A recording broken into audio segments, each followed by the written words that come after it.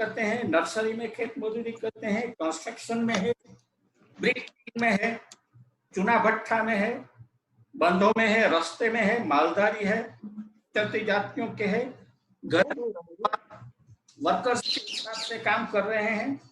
अलग जैसे उद्योगों में माइग्रेंट लेबर 35,000 है। गुजरात में जैसे around 90 lakhs people are migrant labour. आपके और ओडिशा और केउंझर और कालाहांडी से लोग आते हैं। डायमंड में माइग्रेंट लेबर है, खान में माइग्रेंट लेबर है, तो कहाँ माइग्रेंट लेबर नहीं है, ये इश्यू होता है। माइग्रेंट लेबर का प्रॉब्लम क्या है, उस पर मैं आता हूँ। माइग्रेंट लेबर का प्रॉब्लम ये है कि माइग्रेंट लेबर जब जाता है तब उनकी ट्रीटमेंट बड़ी खराब होती है। 1979 के आसपास केंद्र सरकार को लगा कि माइग्रेंट लेबर को न्याय मिलना चाहिए, इसलिए उन्होंने एक एक्ट बनाया, इंटरस्टेट माइग्रेंट वर्कमैन एक्ट 79।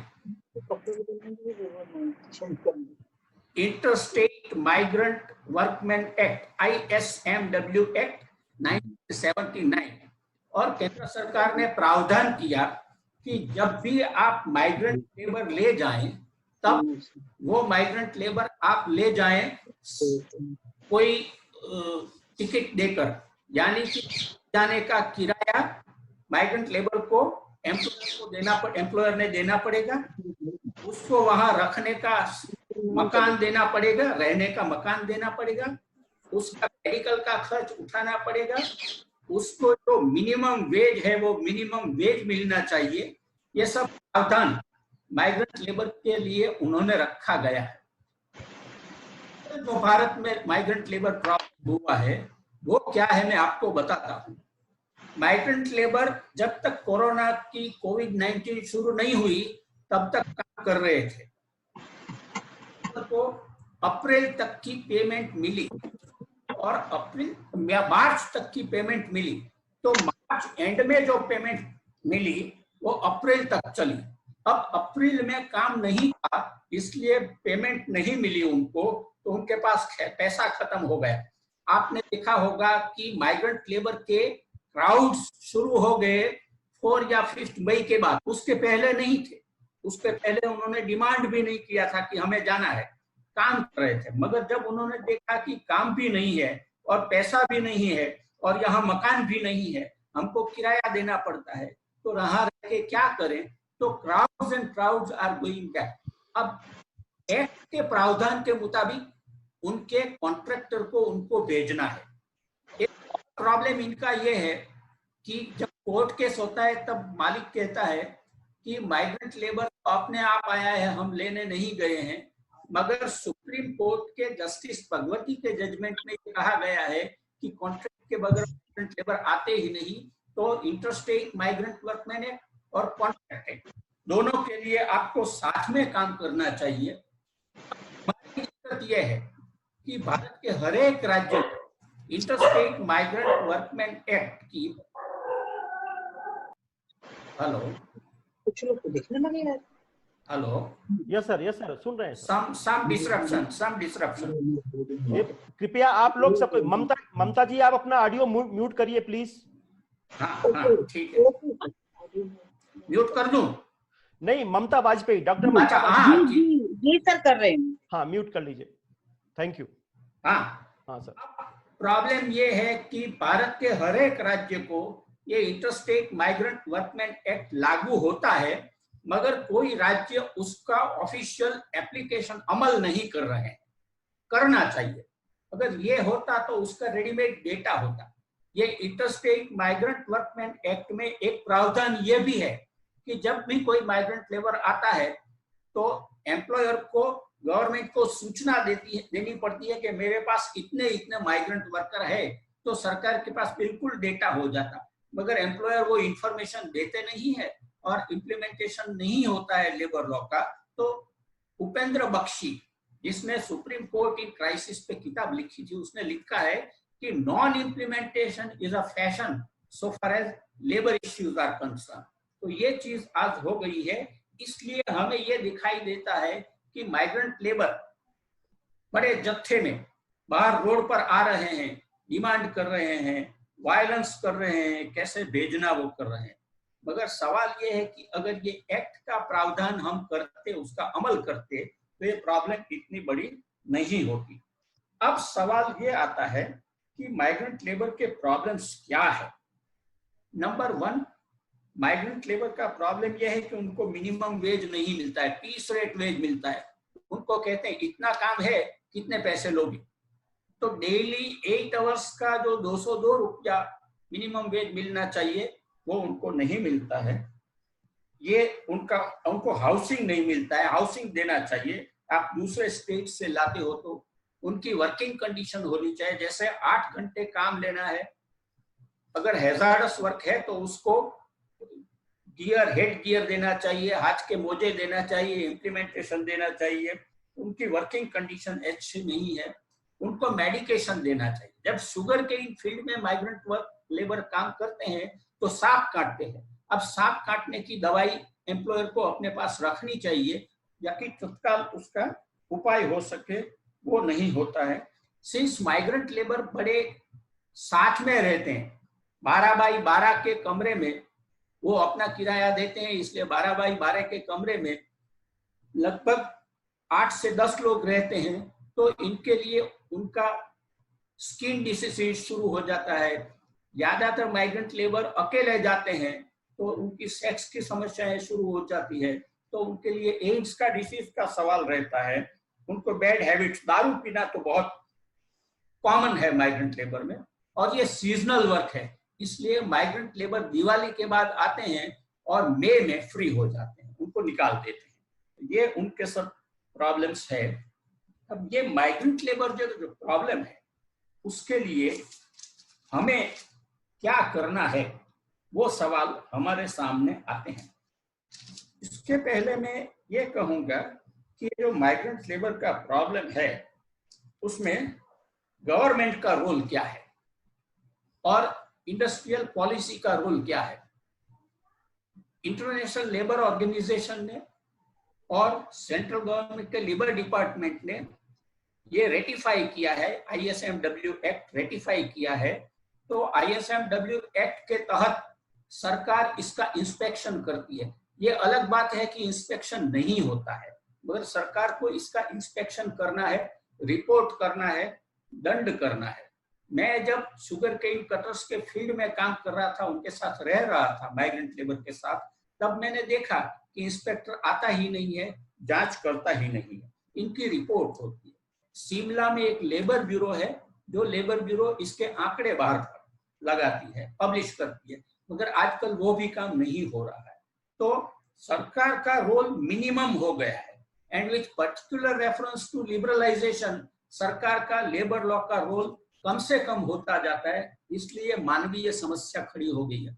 अब ये समस्या इमोशनल समस्या नहीं है, लगती है इमोशनल, क्योंकि वो रास्ते में रोते हैं, रास्ते में उनके पांव के छाले दिखाई पड़ते हैं, तो हम इमोशनल तो हो जाते हैं, वो होना भी जरूरी है। मगर ये समस्या, आपको आवाज आ रही है कि नहीं आ रही?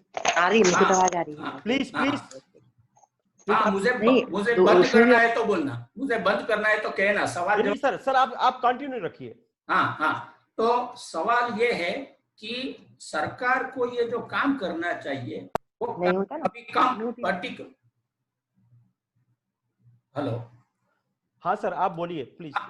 पर्टिकुलरली आफ्टर लिबरलाइजेशन सरकार का रोल मिनिमाइज हो गया है और मार्केट का रोल ज्यादा हो गया है, इसलिए यह समस्या एक ना एक दिन होने वाली थी। अगर कोविड नहीं आता तो भी एक ना एक दिन यह समस्या होने वाली थी। अब सवाल यह है कि यह माइग्रेंट लेबर का उपाय क्या हो सकता है।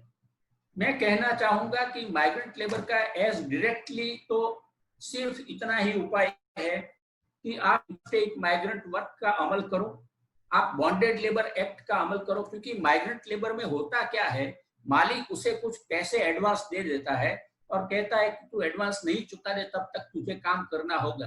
तो एक तरह का बॉन्डेज हुआ। ऐसा एशियाड केस में जस्टिस भगवती ने कहा 1980 में, जब दिल्ली में एशियाड स्टेडियम बने थे, तब बिहार से वर्कर्स लाए गए थे और उसको बड़ी पिटीफुल कंडीशन में बार खुले में रखा था, तो किसी ने सुओ मोटो किसी ने एप्लीकेशन पब्लिक इंटरेस्ट लिटिगेशन कर दी, तो जस्टिस भगवती ने बड़ा क्लासिक उसका जजमेंट दिया है। मेरी एक और किताब है ऑर्गेनाइजिंग अनऑर्गेनाइज्ड लेबर, जो भी ऑक्सफोर्ड का पब्लिकेशन है, उसमें एक केस का पूरा विवरण है। तो हमें माइग्रेंट लेबर एक्ट का, बॉन्डेड लेबर एबोलिशन एक्ट का, मिनिमम वेजेस एक्ट का और कॉन्ट्रैक्ट एक्ट का, ये चारों एक्ट का अमल करना है। अगर ये एक्ट का अमल करेंगे तो हम माइग्रेंट लेबर को जस्टिस दे सकेंगे। माइग्रेशन हो भी तो भी उसको हम एक ह्यूमैनिटेरियन वे में मनुष्य की तरह रख सकेंगे, ये हमें देखना है। गवर्नमेंट आजकल उनको पहुंचाने का बड़ा अच्छा काम कर रही है, मगर लीगल प्रावधान देखें तो उनको जाने का किराया एम्प्लॉयर को देना है, सरकार को नहीं देना है। ये कोई बात आज नहीं कहता। माइग्रेशन का प्रॉब्लम खड़ा हुआ है लोकसाइडेड डेवलपमेंट की ओर से। 1970 में सूरत में जब पावर लूम शुरू हुई तो ओडिशा से केवंझर और कालाहांडी डिस्ट्रिक्ट से लेबर आए। क्यों आए? क्योंकि केवंझर और कालाहांडी दे वर ड्राउट प्रिवन डिस्ट्रिक्ट, और वहां से माइग्रेट करके सूरत आ गए, तब ये पैटर्न चल बसा। तो जहां डेवलपमेंट नहीं है वहां से लोग पुश होते हैं, और जहां डेवलपमेंट है वहां लोग पुल होते हैं। तो माइग्रेंट की रिस्पॉन्सिबिलिटी फैक्टर दो है, push factor and pull factor. They are pushed from the original state and they are pulled into the recipient state. इस तरह का उसका मामला है।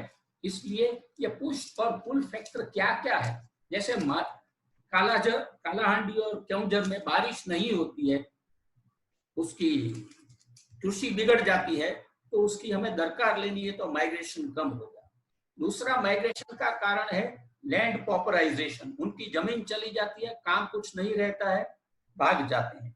तीसरा इनका कारण है गांव में कुछ झगड़ा हो गया, एक ग्रुप को निकाल दिया, वो ग्रुप माइग्रेट कर जाएगा। गांव में कोई बनाव ऐसा बनता है कि लोग नहीं रह सकते हैं, तो लोग चले जाते हैं। इसलिए भी हमें ये देखना है। अच्छा, अब करना क्या है?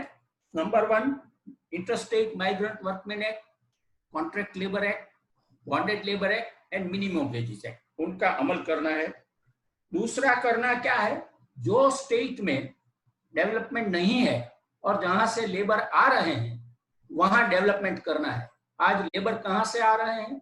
लेबर ईस्टर्न इंडिया से वेस्टर्न इंडिया में आ रहा है, उड़ीसा से, बिहार से, झारखंड से, छत्तीसगढ़ से और यूपी से। जहां डेवलपमेंट नहीं है वहां से बड़ी संख्या में लोग गुजरात, कर्नाटक, महाराष्ट्र में आ रहे हैं, क्योंकि यहाँ डेवलपमेंट ज्यादा है। तो सरकार को बैलेंस डेवलपमेंट या सस्टेनेबल डेवलपमेंट करके इंडस्ट्रियलाइजेशन की फर्दर परमिट उस राज्यों में देनी चाहिए, ताकि वहां जॉब जनरेट हो। अगर वहां एम्प्लॉयमेंट जनरेट होता है तो ये माइग्रेशन कम हो जाएगा। इसलिए भी हमको ये चीज देखनी है। तो ये कुछ ऐसी चीजें प्रावधान है जो हमें देखना है। तीसरा चीज है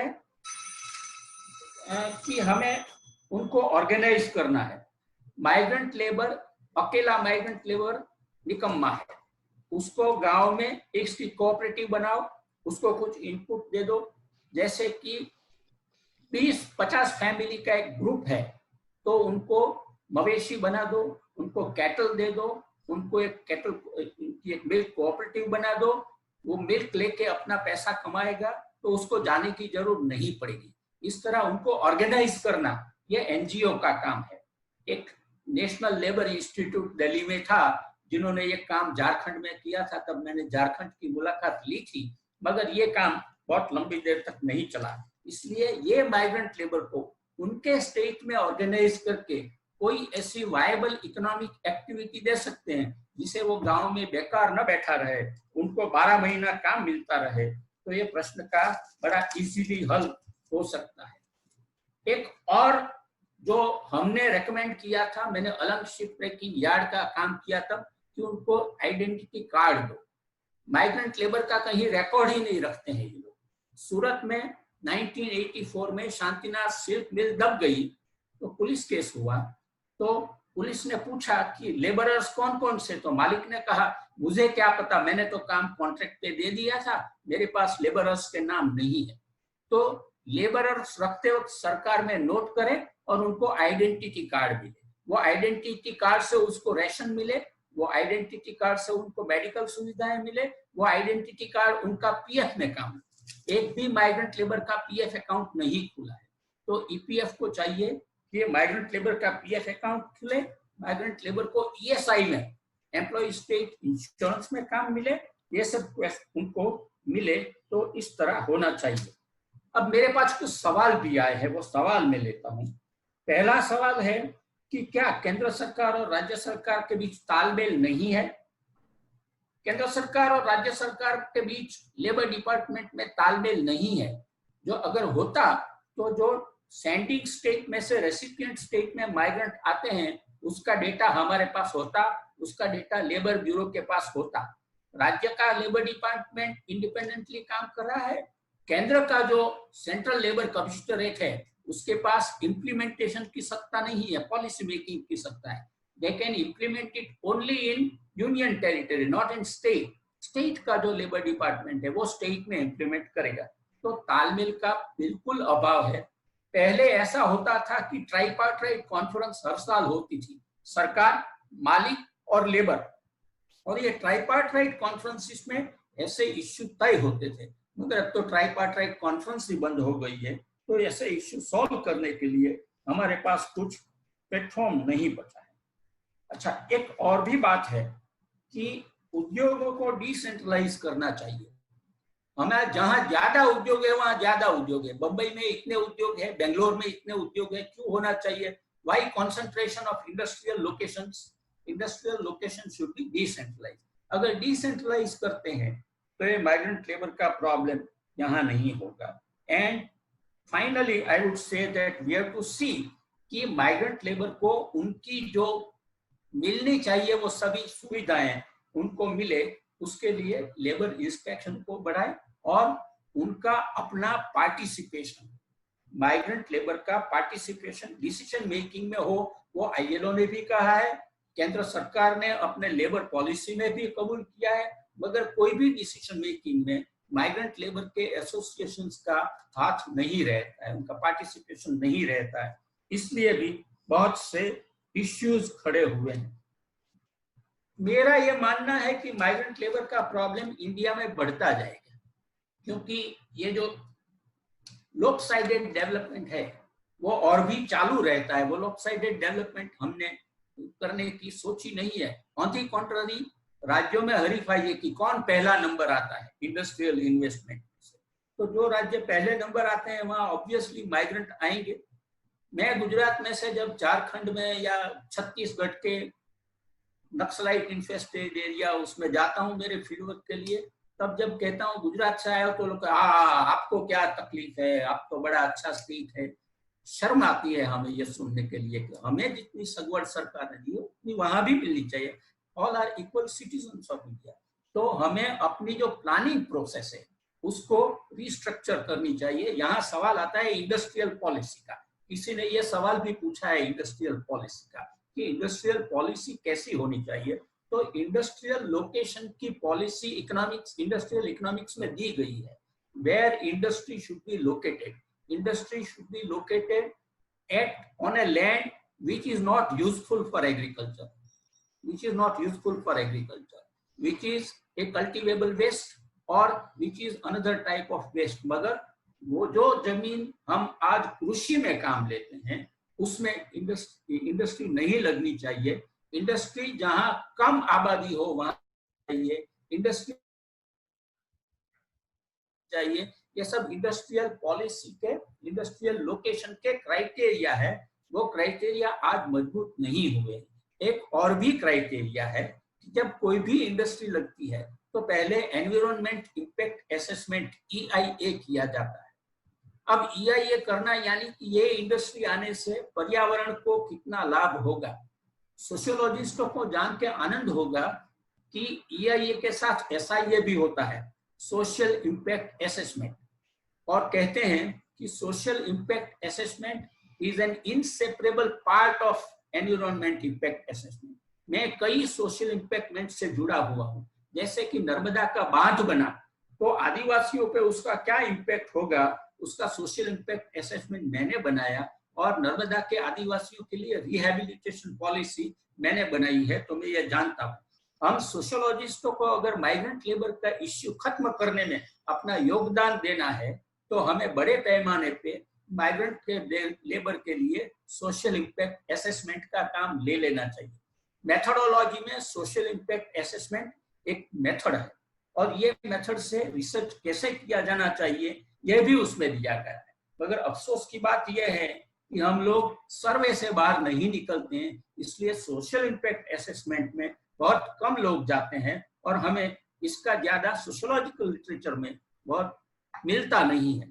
इसलिए मैं चाहता हूं कि आपने ये सेमिनार वेबिनार रखा है, वो बहुत अच्छी चीज है, उसमें से कुछ मुद्दे उभर आएंगे, और न्यू जनरेशन, एटलीस्ट मेरे जैसे बूढ़े लोग तो नहीं करेंगे, मगर जो न्यू जनरेशन है, ये लोगों को, ये जो वंचित लोग हैं उसके लिए कुछ काम करेंगे। सवाल ये है कि हमारा constitution considers every citizen as equal before law, before state. If that is the case, तो स्टेट को पहला काम ये जो पिछड़े हुए लोग हैं, ये जो वंचित लोग हैं, उनके लिए करना चाहिए, और सोशल इम्पैक्ट असेसमेंट इसमें मदद करके इंडिया में एक बैलेंस डेवलपमेंट ला सकता है, एक सस्टेनेबल डेवलपमेंट ला सकता है। आप लोगों ने मुझे ये आपसे बात करने का चांस दिया, इसलिए मैं प्रोफेसर ध्रुव का और आप सब लोगों का शुक्रगुजार हूं। अगर समय है और ऑर्गेनाइजर परमिट करते हैं तो कुछ सवाल मैं ले सकता हूं। सर आप पूरा समय है सर। अच्छा, हाँ। नहीं, कोई सवाल हो, इफ देयर आर इश्यूज। हाँ सर, सवाल आए हैं कुछ। हाँ, एक सवाल आया है डॉक्टर विनोद रस्तोगी का। हाँ, ये डॉक्टर विनोद रस्तोगी सतना कॉलेज में है, प्रोफेसर हैं। उन्होंने पूछा, सर विभिन्न राज्य सरकारों द्वारा समस्त लेबर कानूनों को 3 माह के लिए स्थगित कर दिया गया है। हाँ, तो इसका क्या प्रभाव पड़ेगा? ये इसका बैकग्राउंड मैं आपको कहता हूं। आज से 4 साल पहले केंद्र सरकार ने एक पॉलिसी अपनाई कि role of labour administration will be that of friend, philosopher and guide. वो इंडस्ट्री में इंस्पेक्शन नहीं करेंगे, मगर एक इंडस्ट्रियलिस्ट कहता है, लिख के देता है कि मैं सब लेबर कानूनों का पालन करूंगा, तो उसका इंस्पेक्शन नहीं होगा, और आज वो अमल में है। तो ये तो फॉर्मल अनाउंसमेंट हुआ है, मगर आज भी इंस्पेक्शन नहीं होता है। तो ये कानून है, कोर्ट में जाओ तो कोर्ट भी कहेगी कि ये कानून है, मगर उसका अमल स्थगित कर दिया गया है आज से 4 साल। अब कोरोना का जब प्रश्न आया तब इकोनॉमी थोड़ी नीचे चली गई, तो सब राज्य सरकारों को लगा कि ये इकोनॉमी अगर रिवाइव करनी है तो लेबर कानूनों को स्थगित करना चाहिए। ये बात गलत है, क्योंकि लेबर कानून स्थगित करने से इकोनॉमी आगे बढ़ी हो ऐसा लेबर हिस्ट्री में कहीं भी नहीं लिखा गया है। On the contrary the reverse is true. इसलिए कि मैं अगर 100 मोटरसाइकिल बनाता हूं तो मेरी 100 मोटरसाइकिल खरीदने के पैसे तो आपके पास होना चाहिए। अगर आपके पास पैसे नहीं है तो आप लोन ले सकेंगे। इसलिए मेरी मोटरसाइकिल का कारखाना चले, इसलिए मेरे हित में है कि लेबर के पास खरीदने के लिए पैसा आए। तो अगर लेबर के पास खरीदने का पैसा नहीं आएगा तो इकोनॉमी सफर करेगी। इसलिए लेबर के पास प्रावधान हो तो इकोनॉमी बढ़ेगी। लेबर कानून स्थगित करने से इकोनॉमी नहीं बढ़ेगी। मगर कोई पता नहीं, जो लोग सलाह देते हैं उन्होंने लेबर में काम किया है कि नहीं, इकोनॉमिक्स में काम किया है कि नहीं, इसलिए चलता है। मगर यस, लास्ट कोविड-3 आया तब से मैं ये सुन रहा हूं कि 120 दिन के लिए लेबर लॉ स्थगित कर दिए जाएंगे और कोई पूछेगा नहीं। बाद में हम देखेंगे कि लेबर लॉ इंप्लीमेंट होता है कि नहीं। Any other question? सर, ये डॉक्टर सोनिता सत्संगी जी, ये छत्तीसगढ़ की हैं जी। उन्होंने पूछा है, क्या माइग्रेंट लेबर्स को राज्यों के आधार पर बांटकर उनके साथ भेदभाव का व्यवहार करना उचित है? बिल्कुल नहीं बांटना चाहिए, वो भारत के हैं। मगर मैं जब छत्तीसगढ़ के बिलासपुर से कोई लेबर को गुजरात में लाता हूं तो उनको यहां रखने का जिम्मा तो मेरा है ना। अब मैं क्यों लाता हूं, मैं मेरे गांव के लेबर क्यों नहीं लेता हूं? क्योंकि मेरे गांव का लेबर 8 घंटे काम करके घर चला जाएगा, ये तो वही कारखाने में या खेत में पड़ा रहेगा, 12 घंटे काम करेगा, वो सुविधाएं नहीं मांगेगा, वो सुविधाएं मांगेगा, उनके बच्चे के लिए एजुकेशन मांगेगा, राशन कार्ड मांगेगा, मेडिकेशन मांगेगा। लोकल लेबर पावरफुल होते हैं, इसलिए स्टूप लेबर जो झुक के काम करता है, स्टूप लेबर इसलिए कहते हैं कि वो झुक के काम करता है, आपकी आज्ञा मानता है, इसलिए इंटरस्टेट माइग्रेंट वर्कमैन एक्ट तो मजबूरी में लाया गया था, उनको कुछ मिलता नहीं था इसलिए, मगर मैं स्पष्ट मानता हूं कि वो भारत के लेबरर्स है, वो हमें हमारे भाई है, उनमें ऐसा भेदभाव बिल्कुल नहीं करना चाहिए। जी।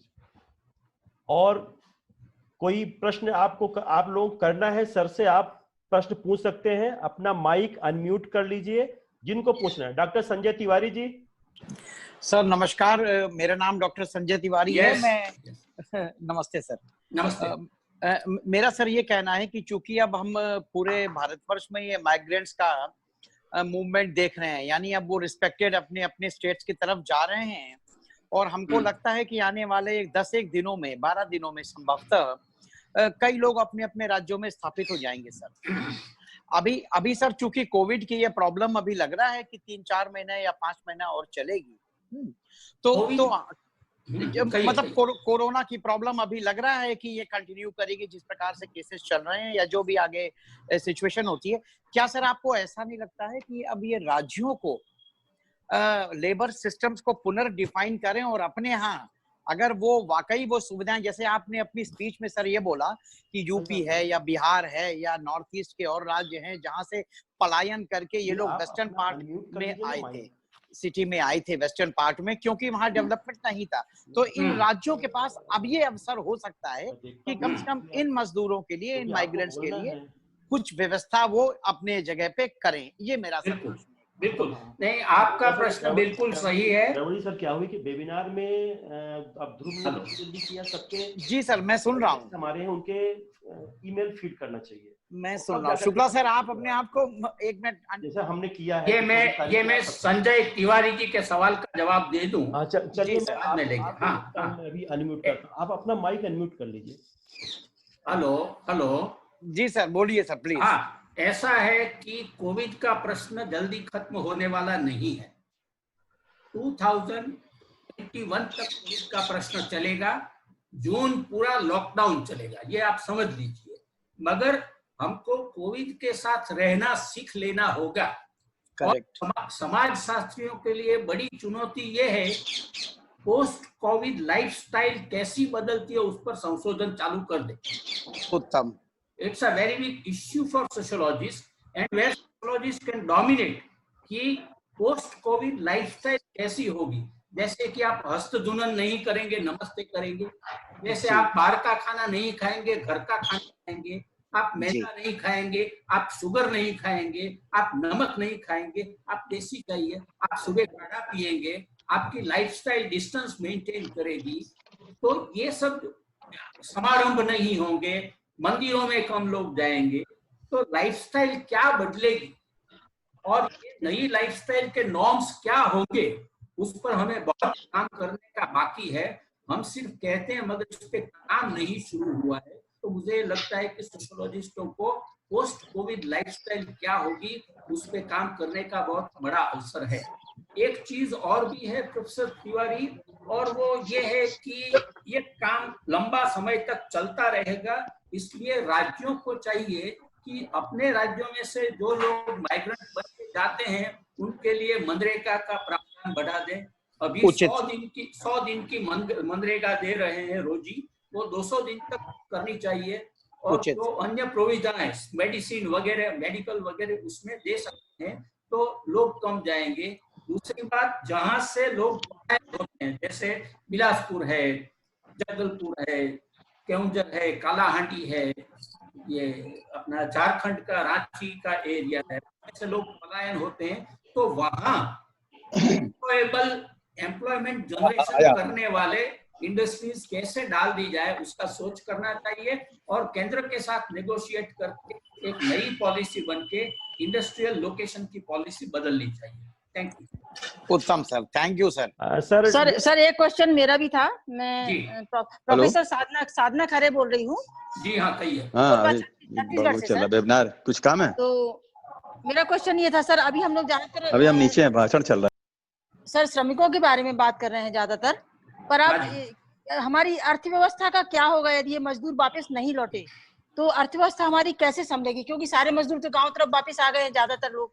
यदि ये वापस नहीं लौटे दिल्ली और बॉम्बे जैसी जगह में, यहाँ पे बहुत सारे लोग मेट्स के रूप में काम करते हैं, ड्राइवर के रूप में काम करते हैं, तो हमारी अर्थव्यवस्था का क्या होगा बाकी? और जैसे कारखाने में काम करते हैं, अर्थव्यवस्था पे कोविड तो लंबा चलने वाला है सर, आप भी बता रहे हैं। नहीं, कोविड लंबा चलेगा, मगर जो भी सीजनल माइग्रेंट लेबर है, सीजनल माइग्रेंट लेबर है, वो हर साल में मई में चले जाते हैं। जी हाँ, जी हाँ, जी। उसी जोत के दीपावली के बाद वापस आते हैं। जी हाँ, जी हाँ।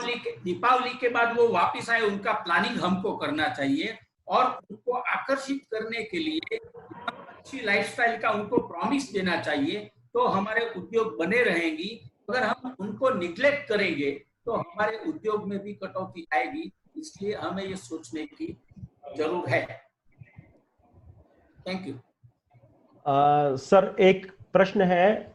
जी हाँ, क्वेश्चन है इनका डॉक्टर मुनींद्र तिवारी लखनऊ से, मनींद्र तिवारी जी का। उन्होंने पूछा है कि what are the impacts of new liberalisation और लेबर पॉलिसीज? आपको मैं कहूंगा, जोसेफ स्टिग्लिट्ज करके एक अमेरिकन इकोनॉमिस्ट है, जिसने क्लिंटन को सलाह दी थी लिबरलाइजेशन, प्राइवेटाइजेशन, ग्लोबलाइजेशन की, और ये सलाह के बदले उसे नोबेल पारितोषिक मिला था 1980 में। वो जोसेफ स्टिग्लिट्ज ने 203 में एक किताब लिखी, द रोरिंग 90s, जिसमें उसने कहा कि मैं क्षमा प्रार्थी हूं जगत का कि मैंने क्लिंटन को गलत सलाह दी। ये लिबरलाइजेशन ऐसा कि जिसमें हम सब मार्केट पे छोड़ दें और स्टेट का कुछ रोल नहीं रखे, वो नहीं चल सकेगा। हमें बैलेंस डेवलपमेंट चाहिए, हमें सस्टेनेबल डेवलपमेंट चाहिए, हमें डेवलपमेंट विद सोशल जस्टिस चाहिए, हमें एथिक्स ऑफ लिबरलाइजेशन चाहिए। आज एथिक्स ऑफ लिबरलाइजेशन नहीं है। जिस आप में से जिसको इंटरेस्ट है वो इंटरनेट पे एथिक्स ऑफ लिबरलाइजेशन जोसेफ स्टिग्लिट्ज करे, तो जोसेफ स्टिग्लिट्ज का पूरा लेक्चर आपको फ्री में मिल जाएगा। तो आदमी काम क्यों करता है? आदमी काम करता है अपनी जरूरियात पूरी करने के लिए, अपनी जरूरत पूरी करने के लिए, अपने संतोष के लिए, अपने हैप्पीनेस के लिए। अगर उसको जरूर पूरी नहीं होती है, संतोष नहीं मिलता है, हैप्पीनेस नहीं मिलता है, तो उसमें एक असंतोष, एक अनरेस्ट की भावना पैदा होगी, जो बड़े बड़े समस्याएं हल कर सकेगी। मैं आपको एक ही बात कहूं जो जोसेफ स्टिग्लिट्ज ने टाका है। उसने ये कहा है कि when India became independent, difference between lowest wage and highest wage was 1:10। आज वो डिफरेंस है 1:77। तो ये अगर बढ़ा है तो हमें उसका सोचना होगा और सस्टेनेबल डेवलपमेंट करके हमें एवरी स्टेक होल्डर को सेटिस्फाई कर सके ऐसी इकोनॉमिक पॉलिसी बनानी होगी, ऐसा यूनो ने भी हमें कहा है। तो हमें इसके लिए अलग सोचना होगा। Thank you sir. अंतिम क्वेश्चन है, ये आया है डॉक्टर नरेंद्र कोष्ठी जबलपुर से।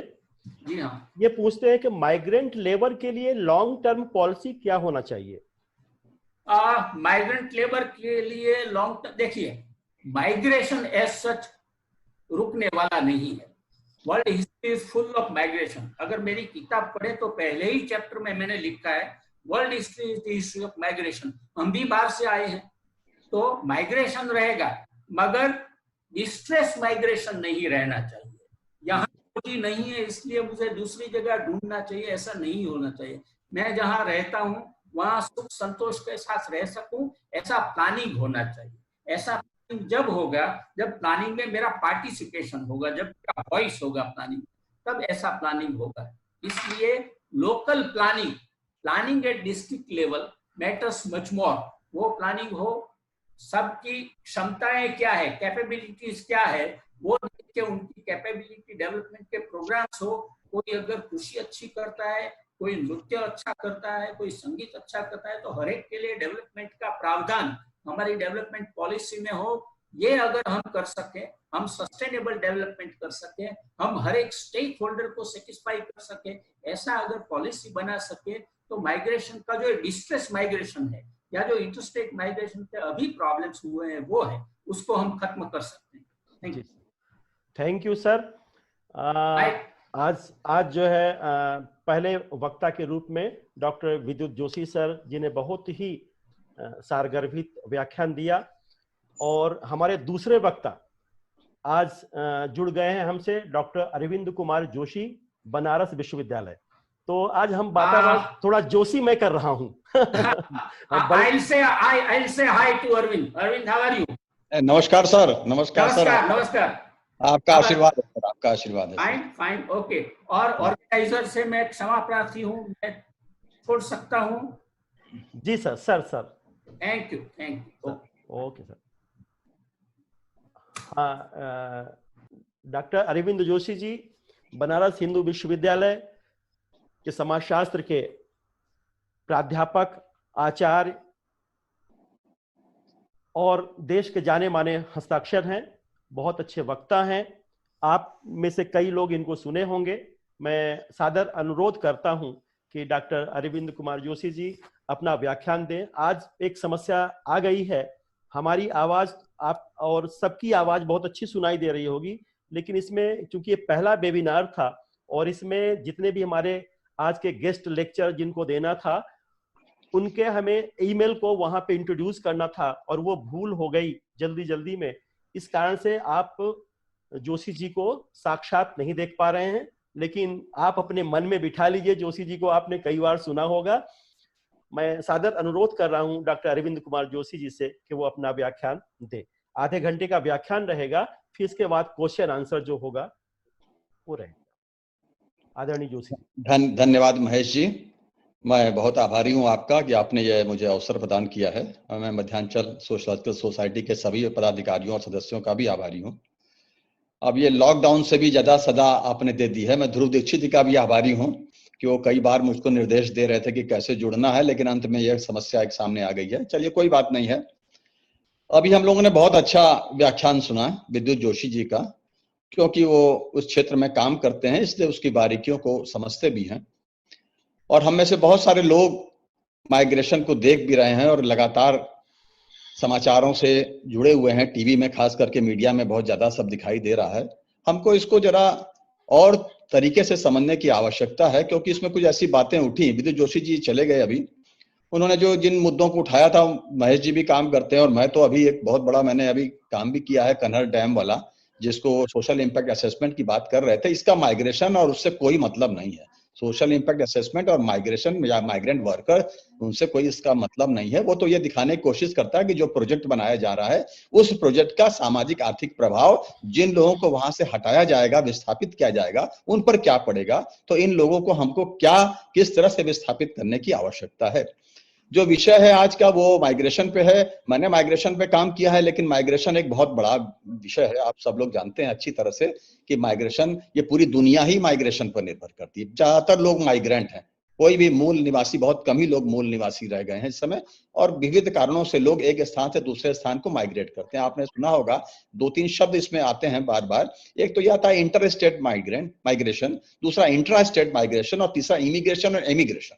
अपने ही राज्य के अंतर्गत माइग्रेट करना, प्रव्रजन करना, राज्य से दूसरे राज्य में प्रव्रजन करना, या राज्य से अपने स्थान से विदेश के अन्य देशों में जाकर के बस जाना वहां पर, या वहां पर कार्य करना। तो इसके कई तरीके हैं। इस समय जो हम लोग देख रहे हैं ये आउट माइग्रेशन के बारे में हम लोग चर्चा कर रहे हैं। और इस आउट माइग्रेशन के कारण जो समस्या हुई है, खास करके जो ये हमारे मजदूर भाई दिखाए जा रहे हैं, बार बार टीवी में आ रहे हैं, जो वापस गांव की ओर लौट रहे हैं और बहुत सारी समस्याओं के साथ लौट रहे हैं। और इसके पीछे बहुत सारे कारण हैं। उन कारणों पे अब यहाँ पे चर्चा करने की कोई आवश्यकता नहीं है, क्योंकि फिर वह विवाद का विषय हो जाएगा, राजनीतिक विषय में भी परिवर्तित हो सकता है। लेकिन हमको ये समझना है कि प्रव्रजन क्या है, और विद्युत जोशी जी ने बहुत अच्छे तरह से उसको समझाने की कोशिश की। लेकिन मैं थोड़ा सा और अन्य बातों को भी उसमें जोड़ना चाहता हूं।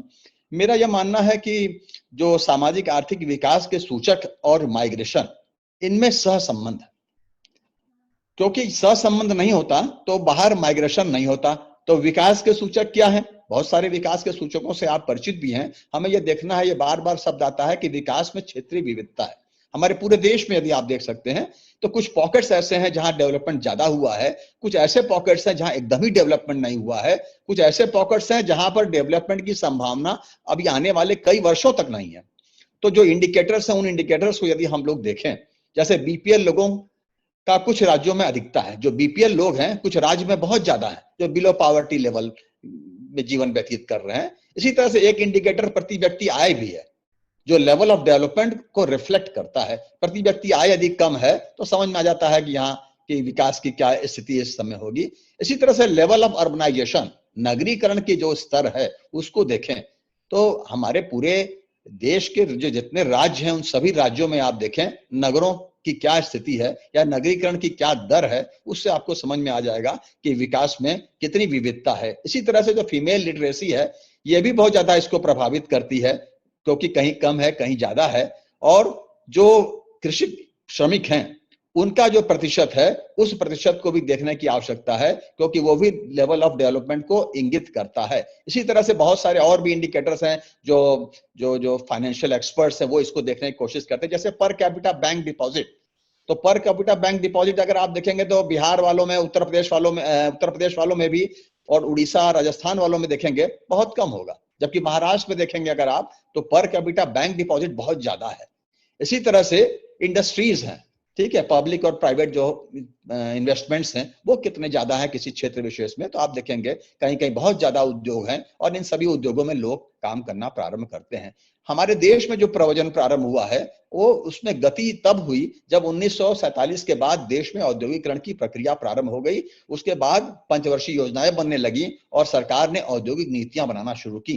इन औद्योगिक नीतियों का परिणाम यह हुआ कि देश में विविध स्थानों पर उद्योगों की स्थापना होने लगी। ग्रामीण क्षेत्रों में बहुत सारे संसाधनों का अभाव था, ग्रामीण क्षेत्रों में रोजगार के अवसर नहीं थे, ग्रामीण क्षेत्र में बहुत ज्यादा गरीबी थी, ग्रामीण क्षेत्रों में राजनीतिक अस्थिरता थी, ग्रामीण क्षेत्रों में बहुत ज्यादा तनाव था और बहुत सारी अन्य भी स्थितियां थी जिसके बारे में विद्युत जोशी जी ने उल्लेख किया था। जैसे उन्होंने कहा कि वर्षा नहीं होती थी, तो वर्षा नहीं होगी तो कृषि अच्छी नहीं हो पाएगी, कृषि अच्छी नहीं होगी तो उपज जब नहीं है तो खाने पीने को नहीं मिलेगा।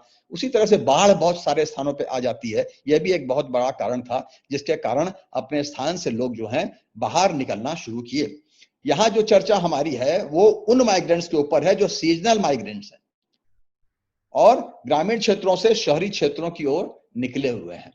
अभी इस समय देखिए जो वापस लौटने की जो प्रक्रिया तीव्र हुई है, इसका एक बहुत बड़ा कारण यह भी है, एक तो यह है कि हम लोग सब जानते हैं, समाजशास्त्री हैं, कि मनुष्य एक सामाजिक प्राणी है और सामाजिक प्राणी जब है तो उसकी सामाजिकता अगर संतुष्ट नहीं होगी तो मनुष्य में असंतोष हो जाएगा। और इस पे बहुत पहले 1927 के समय ही हॉथॉर्न में एक्सपेरिमेंट्स होता है, जब हम लोग ये मान के चलते हैं कि औपचारिक संगठन ही संगठन होता है, लेकिन बाद में ये सिद्ध हो जाता है कि नहीं ऐसा नहीं है, कि मनुष्य की सामाजिकता या जो श्रमिक है उसकी सामाजिकता भी संतुष्ट होनी चाहिए। और उसी समय से मानवीय प्रबंध का सिद्धांत सामने आया है। और आपने देखा होगा उसके बाद से ही जो प्रबंधक हुआ करते थे या जो मैनेजमेंट के लोग होते थे, जो ये मानते नहीं थे कि श्रमिक मौद्रिक आवश्यकताओं के अलावा अन्य आवश्यकताओं से भी संचालित होता है, उनको मानना पड़ा कि जो अमौद्रिक आवश्यकताएं होती हैं, अन्य बहुत सारी आवश्यकताएं हुआ करती हैं, वो भी महत्वपूर्ण है। और उन लोगों ने उस समय ही ये स्वीकार किया कि औपचारिक संगठन के अंतर्गत अनौपचारिक सामान्यक जो होते हैं वो विकसित होते हैं।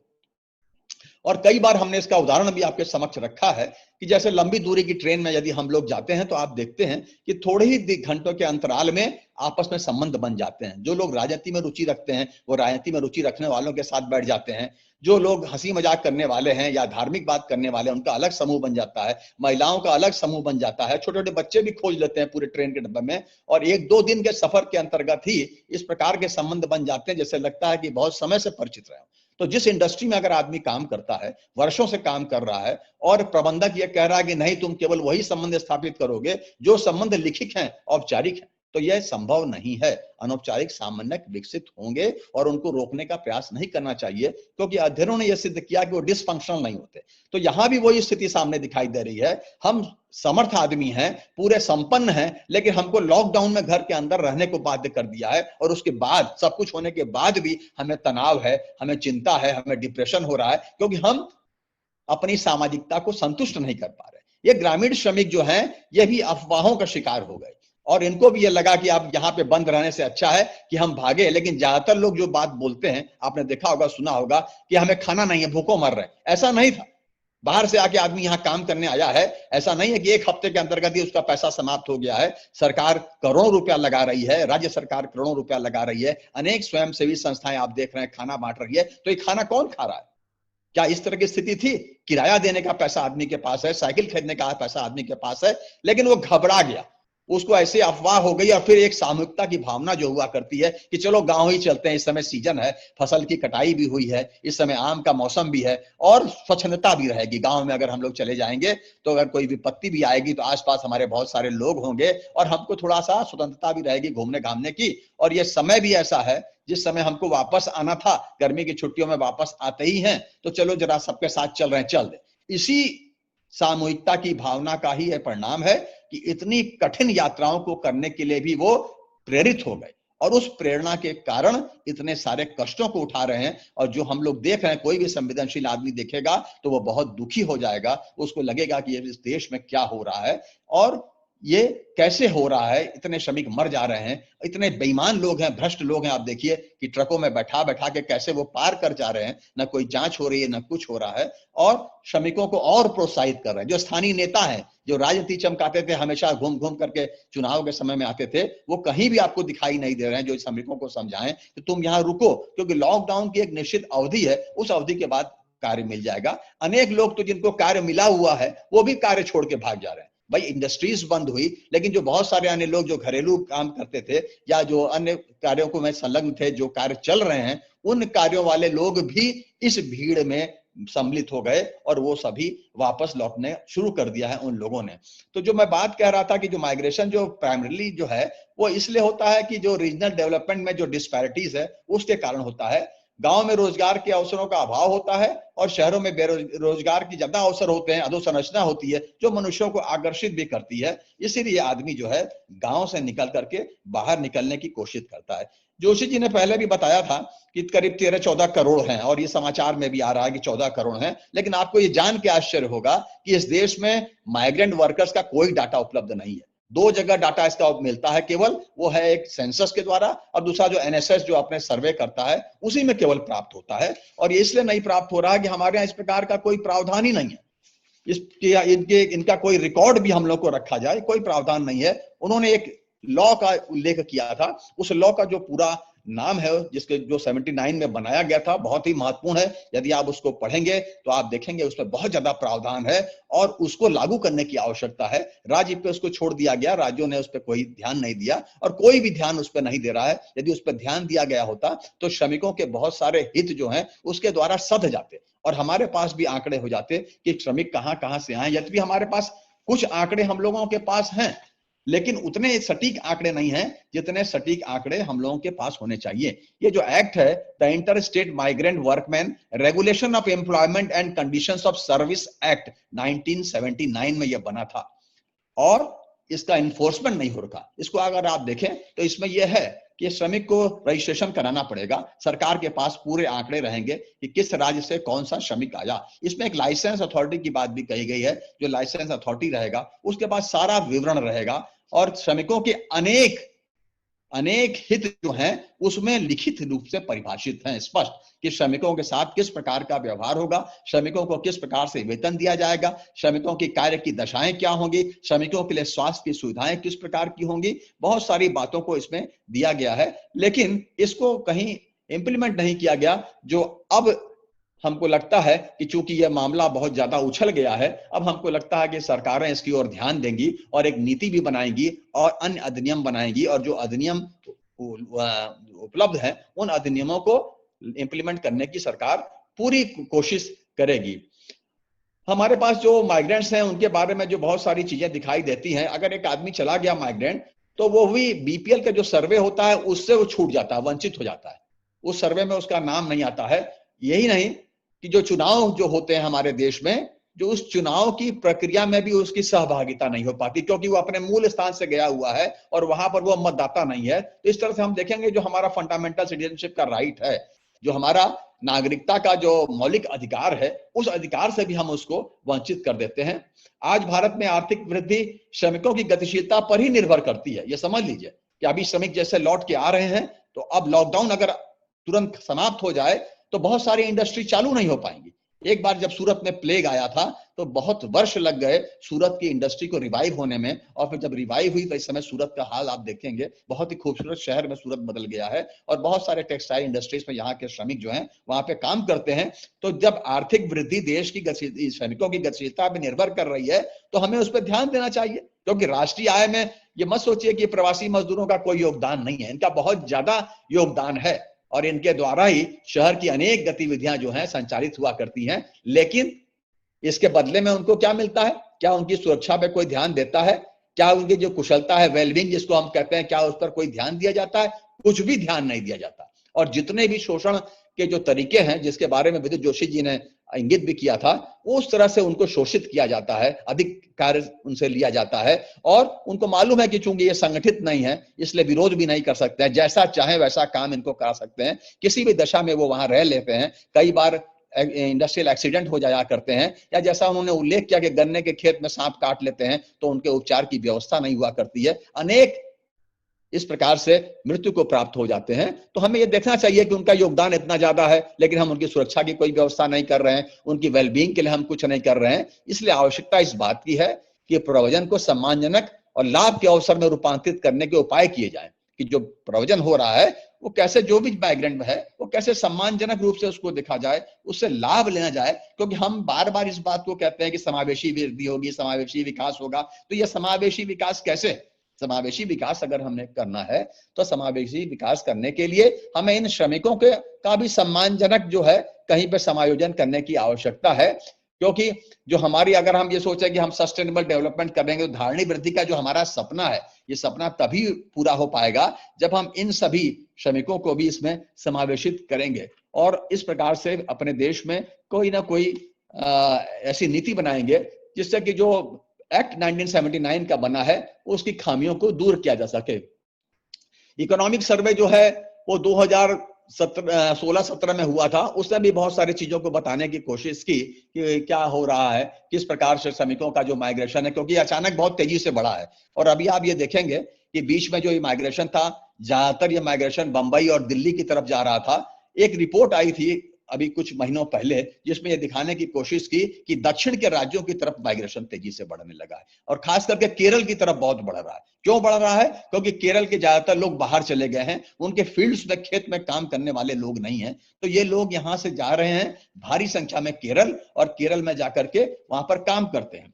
जो सबसे बड़े एम्प्लॉयर्स हैं माइग्रेंट वर्कर्स के, जिसके बारे में जोशी जी ने उल्लेख किया था, लेकिन वो कुछ चीजों को लगता है कि वो उनसे जल्दीबाजी में बोलने में, या हो सकता है किसी तरह से मिस हो गया। जैसे सबसे अधिक कंस्ट्रक्शन सेक्टर में, इसीलिए आपने देखा होगा सरकार ने कहा कि हम कंस्ट्रक्शन सेक्टर को तुरंत खोल रहे हैं, क्योंकि उनको मालूम है कि जो श्रमिक है उनको तत्काल रोजगार की आवश्यकता है। केवल मनरेगा से कुछ होने वाला नहीं है, क्योंकि मनरेगा में आय बहुत कम है, श्रमिक वहां से निकल करके इसीलिए शहरी क्षेत्रों में आया है। यद्यपि कुछ श्रमिक वहीं पे रुक भी गए क्योंकि उनकी अन्य भी मजबूरियां थी, लेकिन सबसे ज्यादा वर्कर्स इस समय आपको कंस्ट्रक्शन सेक्टर में दिखाई देंगे। उसके बाद डोमेस्टिक वर्क में भी बहुत ज्यादा लोग हैं।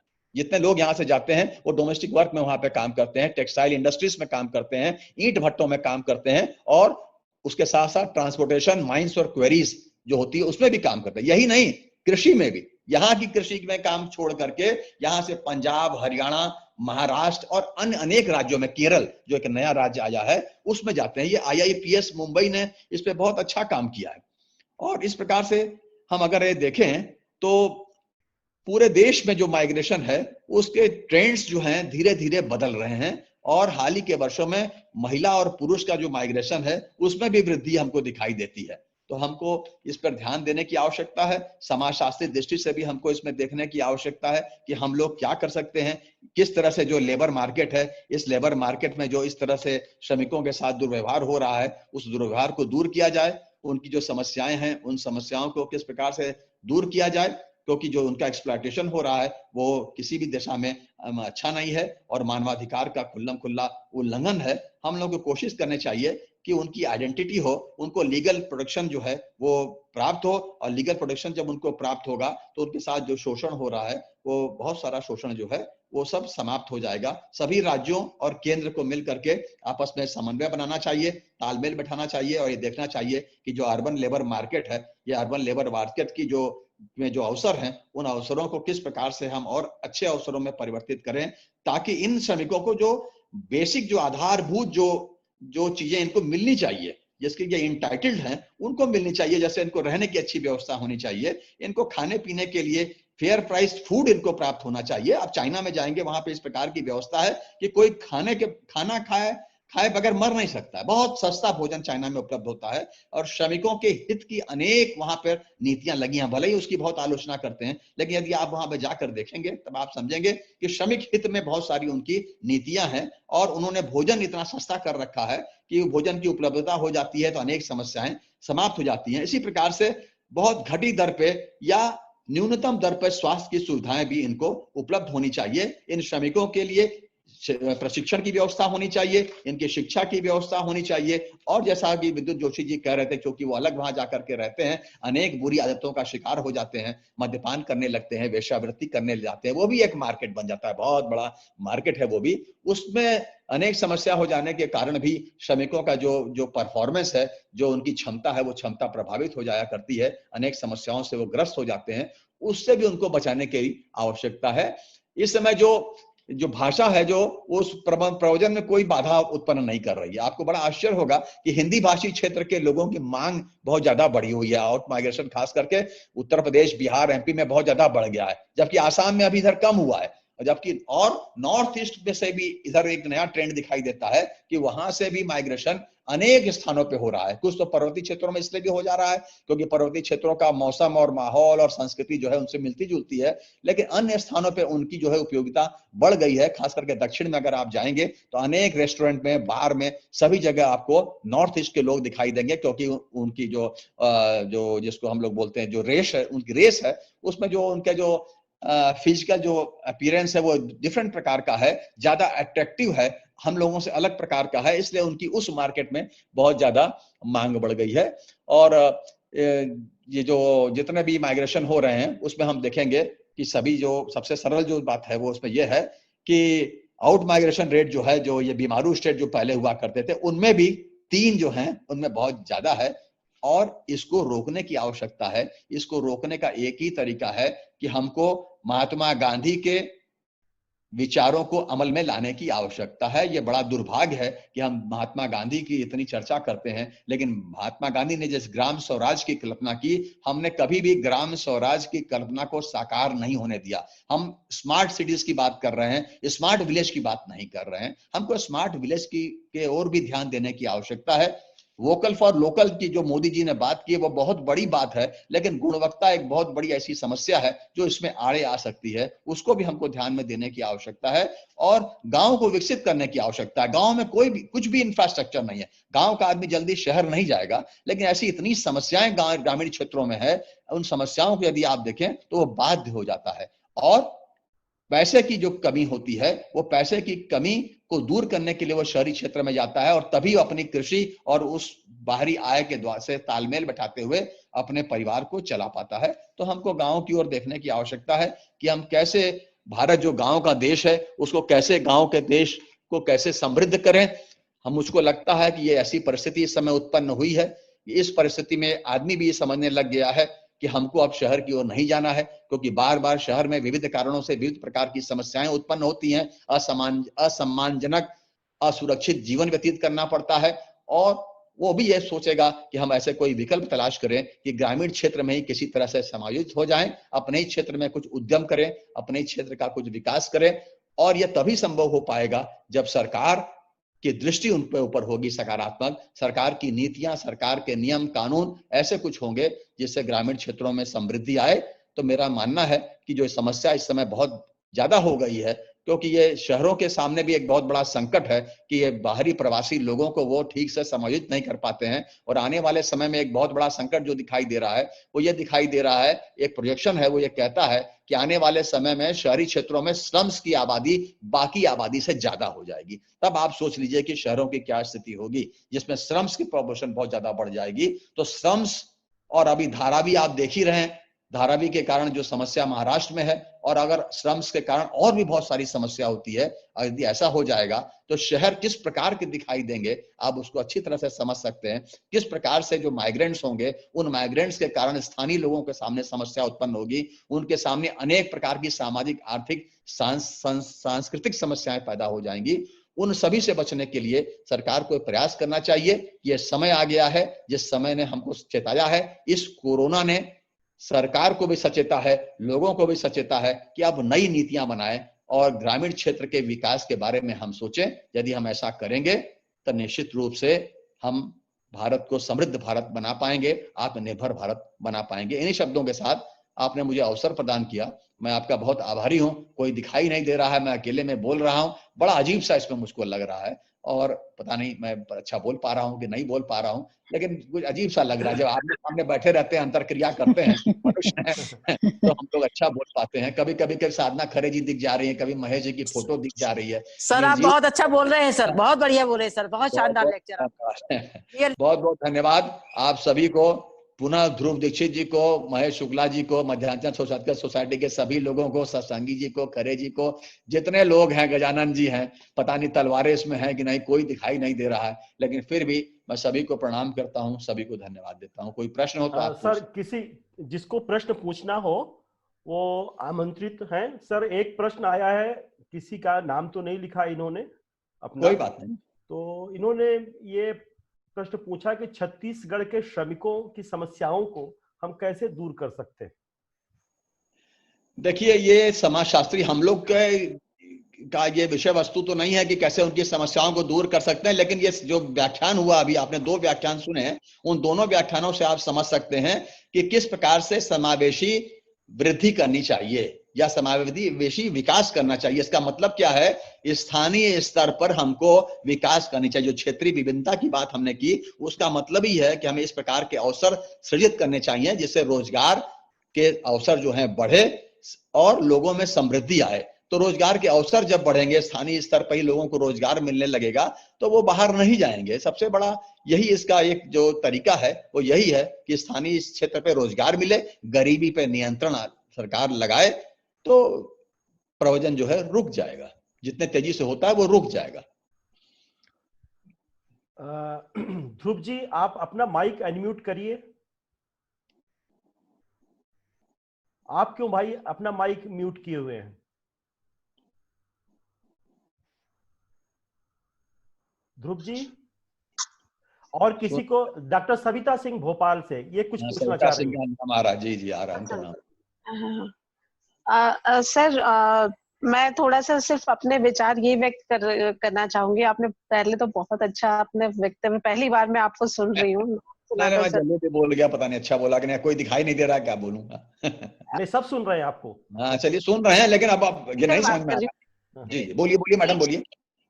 हाँ, बीच में आपने एक लाइन कही थी कि जो सरकार की तरफ से जो भी पैसा है या जो भी खाना है, फूड है जो आ रहा है, जी बता रही हूँ, मैं मध्य प्रदेश में हूँ, यहाँ भोपाल में रहती हूँ, और मैं शायद तो एक वॉलंटियर्स के तौर पे काम कर रही हूँ यहाँ पर, कि जो पैक लेती हूँ यहाँ पर, जो भी लोग रुके हैं बाहर से, चाहे वो स्टूडेंट हो चाहे वो लेबर है, पर वो फंस गए हैं कहीं पर उन तक वाकई में सर खाना पानी नहीं पहुंच रहा है। मैं जब 200 लोगों से बात करती हूँ, मुश्किल से 10 लोग ऐसे होते हैं जो कहते हैं कि हाँ मैडम हमारे तक पहुंच गया, अदरवाइज वो कहाँ बट रहा है, कहाँ नहीं बट रहा है, मॉनिटरिंग प्रॉपर नहीं हो रही है, और शायद जो वो लोग देने वाले हैं फूड, जहाँ पहुंचाना होता है वहां नहीं पहुंचता है। ये सच में सर ये फेसिंग है इन लोगों की। ये मैं देखिए मैडम, नहीं आप जो बात कह रही हैं वो आप सही बात कर रही हैं, लेकिन यदि श्रमिक अपने स्थान पर रहते, जहां पर वो रह रहे थे वहां पे रहते, तो निश्चित रूप से उनको ये सब उपलब्ध हो जाता। अभी क्या हो रहा है, कुछ लोगों को जो नहीं मिल पा रहा है, वो सत्य है आपकी बात, कुछ ऐसे भी लोग हैं इन्हीं लोगों में से जो कई बार लाभ ले रहे हैं। दिन में आप जितना भी सामान बांटेंगे वो घूम फिर कर दूसरे से भी ले लेते हैं, और इस तरह से बहुत सारे अन्य लोगों का हक मार देते हैं। अब आप ये देखिए कि सरकार, सभी लोग अगर सरकार की ओर देखेंगे तो सरकार की भी अपनी सीमा है, लेकिन सरकार और जो राज्य सरकार है दोनों में तालमेल कई स्थानों पर नहीं है, और कई अधिकारी ऐसे हैं जो सरकार को सही सूचना नहीं देते हैं, और उनके लिए इस प्रकार का आपदा जो होती है वो उनके लिए वरदान सिद्ध होती है, क्योंकि वो बहुत बेईमान भ्रष्ट लोगों की संख्या इस देश में बहुत ज्यादा है, और ज्यादातर लोग ऐसे अवसरों की तलाश में रहते हैं कि भूकंप आ जाए, बाढ़ आ जाए, इस तरह की आपदा आ जाए, करोड़ों रुपया आ जाए। जैसे मनरेगा में अभी इतना करोड़ सरकार दे रही है, आप ये मान के चलिए उसमें से अधिकारियों में इतनी प्रसन्नता होगी कि वो अधिकांश धन उसमें से मार देंगे, भ्रष्ट तरीके से उसको गायब कर देंगे। ये मैं मानने को तैयार हूं, लेकिन लोगों की भी बहुत बड़ी गलती है। लोगों को भी समझना चाहिए कि अगर 17-18 करोड़ लोग निकल जाएं अचानक, तो क्या उनकी व्यवस्था हो सकती है? उनकी व्यवस्था नहीं हो सकती। और ऐसा भी सही नहीं है कि आदमी के पास एकदम पैसा नहीं है। आदमी के पास पैसा है, लेकिन वो घबरा गया है, कुछ अफवाहों से भी घबरा गया है, कुछ अपने मन से भी सोच लिया है, कुछ समूह की भावना में भी बहक गया है, इसलिए भी वो चल दिया। ऐसा नहीं है कि पैसा नहीं, आप तलाश के देखिए पैसा है कि नहीं। साइकिल खरीदने के लिए पैसा है, 5,000 रुपया संपन्न आदमी खाने पीने में खर्चा कर रहा है एक महीने में, तो क्या ये श्रमिक अपने घर में रह के नहीं कर सकते थे? इनके सामने समस्या दूसरी है। समस्या ये है कि बंधन हो गया बहुत ज्यादा, इनके पास स्पेस बहुत कम है, इसमें जीवन व्यतीत नहीं कर सकते घुट घुट के बंद स्थानों पे, क्योंकि कईयों के सामने पानी की समस्या है, कईयों के सामने शौचालय की समस्या है, कईयों के सामने अन्य अनेक प्रकार की समस्याएं हैं, तो वहां पे वो रह नहीं सकते। इसीलिए अब उन्होंने गांव देखा, जो गांव उनको प्यारा नहीं था, जिसको छोड़ के वो चले गए थे, जो गांव को, जिसको ये लोग अपशब्द बोल रहे थे कि गांव में कुछ नहीं है, आज उस गांव में सब कुछ हो गया। जब गांव में कुछ नहीं था तभी तो बाहर ज्यादातर लोग गए, आज गांव में कैसे सब कुछ आ गया? क्यों? इस समय सीजन है, फसल का भी सीजन है, इस समय ऐसा समय है, इस समय लोग वापस लौटते भी हैं। तो इन लोगों को भी देखना चाहिए था, इन लोगों ने ये देखा नहीं। खैर, इस समय इनकी आलोचना करने का समय नहीं है, क्योंकि जो कष्ट ये झेल रहे हैं ये कोई ना झेले, भगवान से प्रार्थना है। और हम सभी लोगों को कोशिश करनी चाहिए कि जिन लोगों को कुछ नहीं उपलब्ध हुआ है उनको कुछ ना कुछ उपलब्ध कराएं। लेकिन पूरा आंकड़ा यदि आप देखें जो डिस्ट्रीब्यूशन हो रहा है, उसको भी सोचिए कि जा कहां रहा है, इतना पैसा कहां जा रहा है, इतना खाना कहां जा रहा है। हम लोग भी बांट रहे हैं, हम भी समझ नहीं पा रहे हैं ये सब कहां जा रहा है, लोग बोल रहे हैं। लेकिन जो टीवी दिखा रहा है इस समय, रास्ते में देखिए अनेक लोग ऐसे हैं, हम भी उतना नहीं कर सकते हैं इतना कमाने के बावजूद। देखिए पानी की बोतल दे रहे हैं, वो खाने के पैकेट दे रहे हैं, कार से लोग आ रहे हैं, लोग आ रहे हैं, कैश पैसा भी दे रहे हैं। तो ये किसको दे रहे हैं? लोग को ही तो दे रहे हैं। तो हो सकता है कुछ लोग छूट जा रहे हैं उसमें। और हम लोग में से बहुत सारे लोगों में झूठ बोलने की आदत है। हर आदमी तो गरीब है इस देश का, और जो गरीबी का आंकड़ा है, वो गरीबी का जो पैमाना है उसको देखिए तो हर आदमी अमीर है। वही आदमी हवाई जहाज में सफर कर रहा है मेरे बगल में, वही आदमी मेरे बगल में ट्रेन में एसी में बैठा है, पूछे क्या करते हैं, बोलेगा मजदूर है। और न इनकम टैक्स पे करता है, न कुछ पे करता है वो, और गरीब बताता है हर जगह। जो आदमी सरकारी नौकरी में नहीं है वो सभी बोलते हैं कि हम बेरोजगार हैं, जबकि उनके पास सरकारी आदमी से ज्यादा आय है, लेकिन वो गरीब हैं क्योंकि रिकॉर्ड नहीं है। तो वो इस तरह के तथ्यों को सामने रखते हैं और हम भी उससे भ्रमित हो जाया करते हैं कई बार। डॉक्टर मानवेंद्र प्रताप सिंह जी जुड़ गए हैं। सर जी डॉक्टर, हाँ जी सर आपको देख नहीं पा रहा हूँ, जोशी जी को भी नहीं देख पा रहा हूँ, इसलिए मैंने अपना भी वीडियो ऑफ कर दिया है कि हमको जी जी जी जी जी जी जी जी जी बहुत आ रही है, लेकिन बहुत अद्भुत व्याख्यान सर का भी हम लोगों ने सुना, माननीय प्रोफेसर अरविंद जोशी सर का। और एक और बहुत शानदार उद्बोधन था प्रोफेसर विद्युत जोशी जी का, बहुत ज्ञानवर्धक और बहुत तरीके के जानकारियां हम सभी को प्राप्त हुई। ये आज हम लोग जुड़ नहीं पा रहे हैं, वो आमने सामने वाला जो आज फेस टू फेस इंटरेक्शन होता है। अरे ये लॉकडाउन से भी ज्यादा सजा दे दिया महेश जी। लॉकडाउन तो लॉकडाउन, अब लॉकडाउन से आगे है, महेश डाउन है ये। नहीं सर, अब दोबारा ऐसी गलती नहीं होगी। अरे इतना सच धज के मानवेंद्र जी बैठे, इतना सच धज के हम लोग और सब लोग बैठे, बेकार हो गया। लेकिन सर आपका उद्बोधन जो प्राप्त हुआ उसमें बहुत सारी व्यवहारिक चीजें भी एकदम स्पष्ट हुई, किस तरीके से मजदूरों का जो है, जो असली प्रॉब्लम है वो प्रॉब्लम इकोनॉमिक उतनी ना हो करके जो अभी आपने संकेत किया है कि कई अन्य तरीके की जो समस्याएं वो बड़ी महत्वपूर्ण है जिस पर विचार करना होगा। और ये सही है कि इसमें जो अफवाह अचानक फैल गई, उस अफवाह के कारण भी माइग्रेशन इतना बढ़ गया, क्योंकि जब करोड़ों लोग सड़कों पे आ जाएंगे, इतनी बड़ी संख्या में, अगर आप देखें उत्तर प्रदेश, बिहार और नॉर्दर्न स्टेट्स के भी लोग हैं और अन्य जगहों के बड़ी संख्या में वो माइग्रेट किए, तो साधन इस समय उतने उपलब्ध नहीं है। बल्कि सरकार ने तो कई इनिशिएटिव्स ऐसे लिए हैं, जिस इनिशिएटिव्स की बात अभी आपने की, जो उस एक्ट में भी था, जो उसमें मंशा थी कि किस तरीके से हम जो है वो उनकी कैटलॉगिंग करें और एक प्रॉपर ये डेटा जुटाने की कोशिश करें कि कितने हमारे लेबर जो है वो कुशल श्रेणी में, कितने ऑर्गेनाइज सेक्टर में, कितने अनऑर्गेनाइज। मेन तो प्रॉब्लम ऑर्गेनाइज्ड सेक्टर वाली ही है कि उनको किस तरीके से ग्राम केंद्रित विकास, अगर हम वहां पे, जिसकी बात प्रोफेसर विद्युत जोशी जी भी कर रहे थे कि हमें पुश फैक्टर गांव का कम करना पड़ेगा, वो सर ने भी कहा, प्रोफेसर अरविंद जोशी जी ने भी कहा कि गांव को हमें समृद्ध करना पड़ेगा क्योंकि भारत गांव का देश है। तो ऐसी दशा में जो स्थिति अभी पैदा हो रही है उसमें हमें फिर गांव केंद्रित विकास की बात करनी पड़ेगी, जब गांव का जो पुश फैक्टर है वो कम हो और वहीं पर रोजगार उपलब्ध हो सके। और रोजगार के बारे में भी एक चीज बड़ी मुझे जो लगता है, जो ध्यान देने योग्य बात है कि हम ये मान के चलते हैं कि सारा दायित्व रोजगार पैदा करने का वो राष्ट्र का और सरकारों का ही है। तो इसके इतर भी इसके इतर भी हमें सोचना होगा कि हम लोग की जो स्वरोजगार की प्रवृत्ति है उसको बढ़ाना पड़ेगा, जैसा प्रोफेसर अरविंद जोशी जी ने भी बताया कि स्वरोजगार भी, उस पर ऐसा कौशल हर आदमी क्रिएट करे जिससे कि वो तमाम तरीके के रोजगार में अपने आप को लगा सके। तो गांव के इकोनॉमिक क्षेत्रों में वाइब्रेंसी बढ़ेगी, मैं सहमत हूं सर। और बहुत ही अच्छा उद्बोधन और बहुत सारे विषयों पर आपने प्रकाश डाला सर। अरे अब आप प्रश्न पूछिए। हाँ सर, एक प्रश्न मेरे सारे प्रश्नों का उत्तर आपने दे दिया है सर। एक प्रश्न आया है सर जी, ये कि आपने स्मार्ट विलेज की बात कही है और भारत में 6 लाख से ज्यादा गांव हैं, तो इनको स्मार्ट बनाने में कितना समय लगेगा और कैसे बनाएंगे?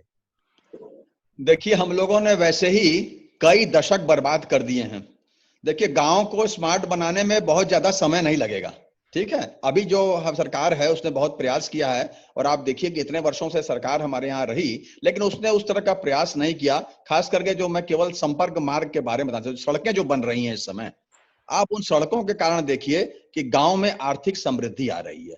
हमारे यहाँ, मैं उत्तराखंड का रहने वाला हूँ, उत्तराखंड में बहुत सारे फल होते हैं और ज्यादातर फल वहीं पे समाप्त हो जाते हैं। आदमी की रुचि भी नहीं रहती उन पेड़ों को ठीक से पुष्पित पल्लवित हो, इस पर कोई ध्यान नहीं देता है। मेरे घर में खुद ही बहुत तरह के पेड़ हैं, सारे के सारे फल जो, चाहे वो कीनू के पेड़ हो, चाहे आड़ू हो, चाहे खुबानी हो, चाहे स्ट्रॉबेरी हो, सारे खराब हो जाते हैं। जो सेब आप यहाँ पे बाजार में 100-125 रुपए का खरीदते हैं, वो वहां पर 2-2.5 रुपए किलो के हिसाब से कॉन्ट्रैक्टर खरीद लेता है, क्योंकि उसके पास उतनी व्यवस्था हुआ करती है। ग्रामीण क्षेत्रों में इस प्रकार की कोई सहकारी समिति नहीं है। दूध कितने कम पैसे में बिक जाता है। इस समय तरबूज का सीजन है, तरबूज के सीजन में देखिए आज बाजार में तरबूज जो है, पता नहीं आप तो महंगा खरीद रहे होंगे, लेकिन मुझे मालूम है तरबूज जो है 50 रुपए में 5 किलो तरबूज मिल रहा है, 10 रुपए किलो है तरबूज।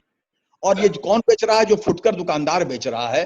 तो जो कृषक है, जिसकी लागत लगी है, उसको तो बहुत कम पैसा मिल पा रहा है। लेकिन अगर हम संपर्क के मार्गों से उसको जोड़ दें, गांव में कानून और व्यवस्था को हम समृद्ध करें। गांव में अगर आप जाएंगे, वहां पुलिस की व्यवस्था नहीं है, औपचारिक नियंत्रण का कोई साधन आपको नहीं दिखाई देता है। क्यों गांव में लड़कियां ज्यादा पैदा होती हैं? लोग क्यों लड़कों की जिद किया करते हैं? इसलिए करते हैं कि जब तक मैन पावर नहीं होगा तब तक अपनी जमीन को भी नहीं बचा पाएंगे। जिनकी केवल लड़कियां होती हैं, तो बगल वाले उनसे बोलते हैं, अरे इनके यहाँ तो कोनो है ही नहीं, कोई इनके घर में है ही नहीं है, लड़की है। मतलब लड़की को वो एक मतलब मनुष्य के रूप में नहीं देख रहे हैं। इसलिए नहीं देख रहे हैं कि जानते हैं कि लड़ाई झगड़ा होगा तो वो लड़की लड़ नहीं पाएगी। लड़की लड़ने के लिए लड़के चाहिए, तो जमीन बचानी है तो फिर लड़का होना जरूरी है। इसीलिए आदमी अनेक फिर समस्याओं से और उसी में उलझता चला जाता है और कोशिश करता है कि कई लड़कियों के बाद भी उससे लड़का पैदा हो जाए। मैंने एग्जाम्पल आपके सामने दिया। गांव में आप जाकर के देखिए, कानून व्यवस्था बहुत ही खराब स्थिति में है। बहुत सारों के साथ जो है वो इस प्रकार का व्यवहार किया जाता है जो पूर्णतः अमानवीय है। मैं जहां अभी काम कर रहा था, कन्हर में, पूरा दुद्धि है, यह 3 क्षेत्र हमारे पास थे, एकदम अविकसित क्षेत्र हैं। पिछले 40-45 साल से वहां पे एक डैम बन रहा है जो बन नहीं पा रहा है। तो जब अभी डिस्प्यूट गया तो हम लोगों को यह काम मिला कि आप जाकर के वहां सोशियो इकोनॉमिक सर्वे कीजिए। तो कई जगह ऑफर गया था, लेकिन हम लोगों ने इसको स्वीकार किया, जिसके बारे में विद्युत जोशी कह रहे थे, social impact assessment. Social impact assessment हमको पहले देखना चाहिए था, लेकिन सरकार ने इस तरह का कोई ध्यान नहीं दिया और उस पर कुछ भी नहीं किया सरकार ने। अब हम अगर सोशल इंपैक्ट असेसमेंट करते हैं तो उसके वो परिणाम प्राप्त नहीं हो सकते हैं। फिर भी सोशियो इकोनॉमिक सर्वे किया गया, सरकार को उस पर सुझाव दिया गया, तो वहां पे हमने देखा वो बहुत रिमोट एरिया है। वो रिमोट एरिया है लेकिन बहुत समृद्ध है। भले ही बाहर जो तस्वीर दिखाई जाती है, उस तस्वीर में यह कहते हैं कि बहुत पिछड़ा आदिवासी इलाका है, बेचारे आदिवासी इस प्रकार से रह रहे हैं, तमाम तरह की बातें आती है, गरीबी है। लेकिन ऐसे कोई गरीबी नहीं है। आपको जान के आश्चर्य होगा, वहां कई तरह की फसल पैदा होती है। बहुत ही रिमोट है, उबड़ खाबड़ है, जंगल है, पहाड़ है, पेड़ है, नदियां हैं, नाले हैं, सब कुछ है, लेकिन पैदावार जबरदस्त होती है। जिस तिल को हम लोग यहाँ पे 200 रुपए किलो खरीदते हैं, वहां पर फ्री में अगर आप कहेंगे हमको तिल चाहिए तो वो आपको फ्री 1 किलो 2 किलो तिल उठा के दे देगा। 80 रुपए खुल्लम खुल्ला वहां बाजार में तिल बिकता है। चावल बहुत सस्ता बिकता है। हर आदमी के घर में सब्जियां इतनी ज्यादा मात्रा में है कि बहुत सारी सब्जियां तो पेड़ में ही सुखा देते हैं या उनको सुखा करके रख लेते हैं कि जब बरसात में जब सब्जियां नहीं होंगी तब हम लोग खाएंगे, बड़ी बना देते हैं।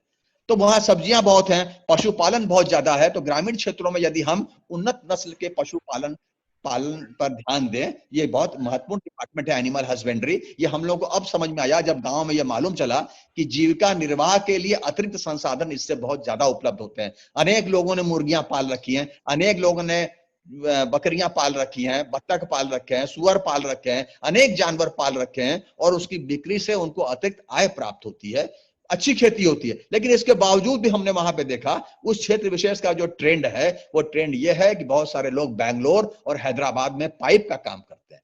पाइप का काम इसलिए करते हैं कि वहां उस तरह के गांव में कार्य करने वाले कुछ लोग पहले से थे और उन्हीं लोगों की देखा देखी ये लोग काम करने लगे और वहां से फिर वो बुलाते हैं। जो आदमी यहाँ से बैंगलोर चला गया, गांव का आदमी, फिर अपने दूसरे लड़के को देखता, कहता है अरे बेटा तुम भी यहीं चले आओ। और वो जो आय शहर में प्राप्त होती है उस आय से और जो कृषि की जो आय हो रही है, दोनों को मिला करके अच्छी तरह से परिवार यहाँ पर वो लोग चलाते हैं। तो गांव में यदि हम पशुपालन पे ध्यान दे दें, गांव को संपर्क मार्ग से जोड़ दें, गांव में बिजली आ गई आपने देखा है और इस बिजली आने से बहुत फर्क पड़ा है कि जो घरेलू कुटीर उद्योग धंधे थे गांव में, जो अनेक प्रकार के विद्युत संबंधित कार्य हो रहे थे या उससे संचालित होते थे, उनको गति प्राप्त हो गई है। और जब उसको गति प्राप्त हुई है तो गांव में भी काम मिलने लग गए हैं, गांव में भी संपन्नता आ गई है। इसको ध्यान देना है। गांव में जो स्कूलिंग है, शिक्षा की उचित व्यवस्था होनी चाहिए, व्यावसायिक प्रशिक्षण की उचित व्यवस्था होनी चाहिए, स्वास्थ्य की उचित व्यवस्था होनी चाहिए। जो दलाल हैं, जो शोषण करने वाले हैं, जो भ्रष्ट अधिकारी हैं, उन पर अंकुश लगाना चाहिए। ये बहुत बड़ा काम नहीं है। यदि दृढ़ इच्छा शक्ति हो और ईमानदारी पूर्वक प्रयास किया जाए तो मेरा यह मानना है कि 5 से 10 वर्ष के अंदर हम गांव को पूरी तरह से समृद्ध कर लेंगे। सारे डिपार्टमेंट यहाँ इस देश में हैं, लेकिन थोड़ा भ्रष्टाचार पर हमको निगाह रखनी है। सबसे ज्यादा जो भ्रष्टाचार से युक्त हम लोग हैं, उसको अगर हम कम करते हैं तो निश्चित रूप से गांव जो है उस तरह का गांव नहीं रह जाएगा जो 70-75 साल से हम लोग देख रहे हैं। और आपको आश्चर्य होगा कि ऐसा भी नहीं है कि गांव की स्थिति अगर खराब है तो आदमी आगे नहीं बढ़ सकता है। मेरे गांव को आप आज आके देखिए, आज जो मेरा गांव है आज भी उसमें संपर्क मार्ग नहीं है। हाल ही के वर्षों में वहां पे लाइट आई है, हाल ही के वर्षों में वहां पेयजल की व्यवस्था हुई है। नहीं तो मेरे गांव में ही सोता एक फूकता था, उसका पानी लोग पीते थे। मेरे पिताजी वहीं से पढ़े, 25 किलोमीटर पैदल जाते थे, 25 किलोमीटर लौट के आते थे। और इस समय मेरे गांव में 40 क्लास 1 अफसर हैं हमारे घर में। गांव में जो मेरी केवल एक ताई जी रहती है और एक लड़का जिसने प्रयास नहीं किया, वही बेरोजगार है या गांव की संपत्ति को देखता है।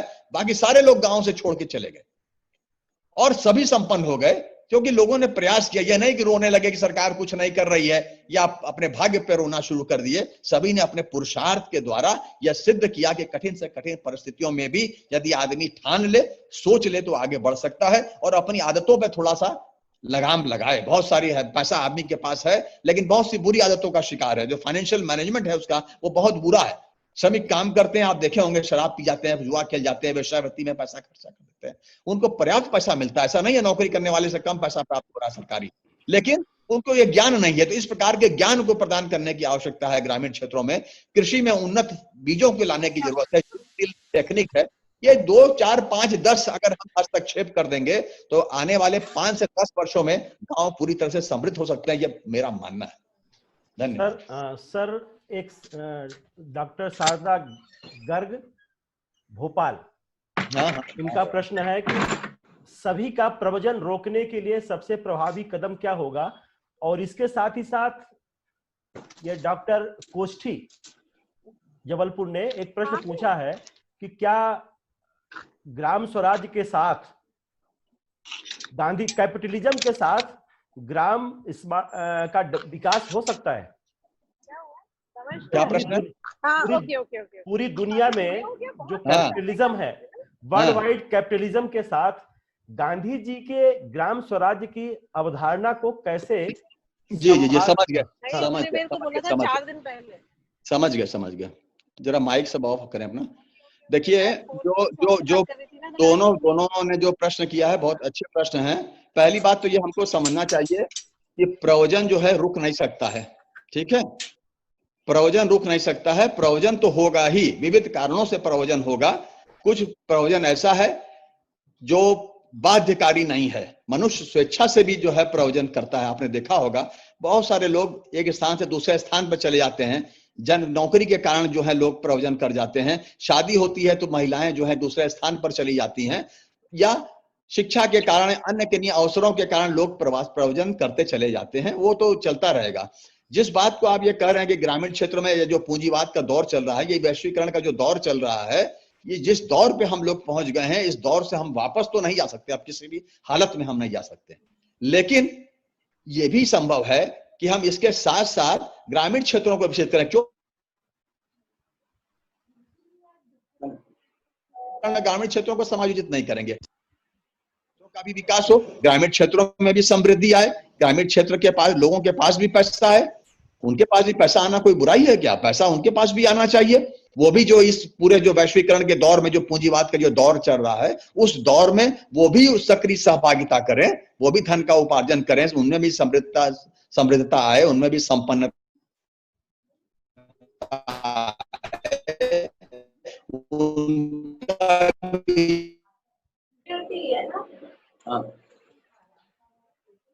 जीवन विभिन्नों को चल सकते हैं। शुरू में ही हमको ध्यान देना चाहिए था, जब हमारी जो उसी समय जो दुविधा थी, और आप कभी जब पढ़ते होंगे इसके बारे में तो आपको ये मालूम चल जाता होगा कि जब शुरुआत में जब देश आजाद हुआ तो बहुत ये समझ ही में नहीं आ रहा था कि देश किस दिशा में चलेगा, और उस समय दो महाशक्तियां थी, उन दोनों महाशक्तियों को संतुष्ट करने की जरूरत थी। इसलिए यह कहा गया कि निजी क्षेत्र और सार्वजनिक क्षेत्र दोनों को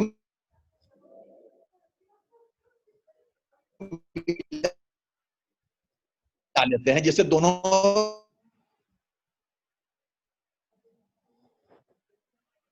हमारे देश में जो आर्थिक विकास है वो दो तरह से होने लगा और योजनाओं के द्वारा होने लगा। लेकिन उसमें भी अगर आप देखेंगे कि धीरे धीरे ये समझ में नहीं आ रहा था कि कृषि पे ज्यादा जोर देंगे कि हमारे लोग उद्योगों पे ज्यादा जोर देंगे, तो द्वितीय पंचवर्षीय योजना पे औद्योगिकरण पे जोर दिया गया, और अब बोकारो, भिलाई, राउरकेला जितने इस्पात संयंत्र लगे थे वहां पे स्थापित किया गया, और ये माना गया कि अधोसंरचना विकसित करना बहुत।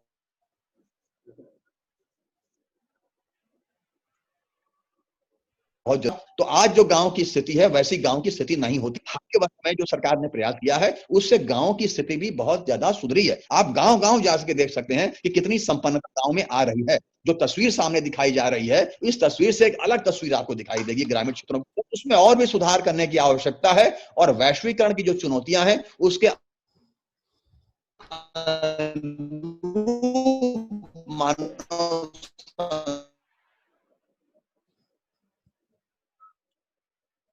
अनुरूप हमको मानव संसाधन को विकसित करना होगा। आपने देखा होगा इस महामारी में जो लॉकडाउन हुआ, तो जो लोग कभी भी ध्यान नहीं देते थे, हम लोग को कभी क्या मालूम था कि वेबिनार है, जूम है, मीट है, इसके द्वारा ऑनलाइन आ सकेंगे। हम इस उम्र के दौर में हैं जिस प्रकार की सोच हम लोग रखते नहीं थे, हम प्रशिक्षित हो गए। तो छोटे बच्चे जो इनकी पढ़ाई स्कूलों से हो रही है, मोबाइल फोन के द्वारा हो रही है, और कंप्यूटर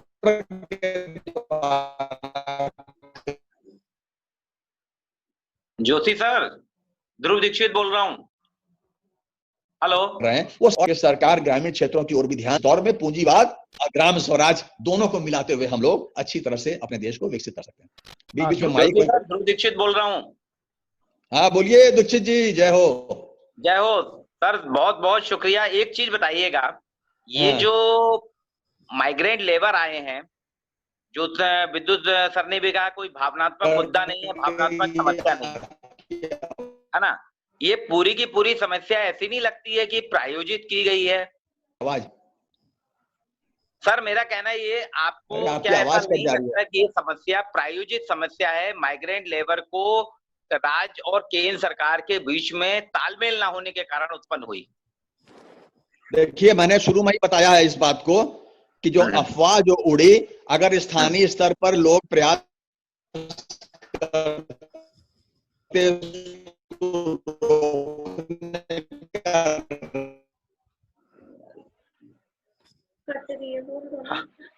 राज्य लोग ये दिखाने के लिए कि किस प्रकार से जो केंद्र की सरकार है, इसलिए उन्होंने अपने ही लोगों के द्वारा नहीं, ये निश्चित रूप से ये इसमें बहुत सारी चीजें प्रायोजित हैं, खास करके अफवाह जो है ये अफवाह उड़ाई गई है और जो व्यवस्था होनी चाहिए थी वो व्यवस्था नहीं थी। दूसरा, एक जो डर जो भय पैदा किया कि मजदूर को क्वारंटीन में भेज दिया जाएगा, 14 दिन तक वो अपने घर वालों से नहीं मिल पाएगा।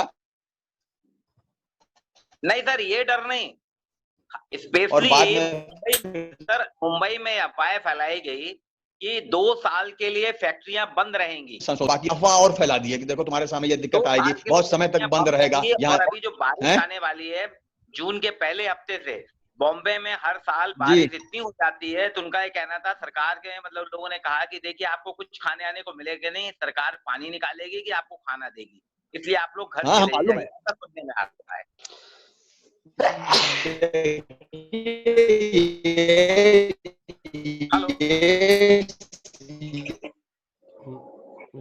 जोशी सर, आपकी आवाज थोड़ी कट रही है। ये सब पहुंच गए तो कानून और व्यवस्था की समस्या हो गई, तो मार भी एक तरफ से ये समस्या थी, दूसरी और समस्या पैदा हो जाएगी। तो अफवाह इसमें बहुत तेजी से फैलती है, एक दो आदमी जो बोलती है बाकी लोग मान लेते हैं।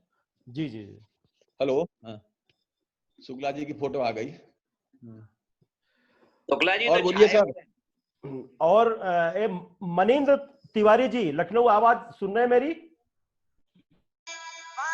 डॉक्टर मानिंद तिवारी,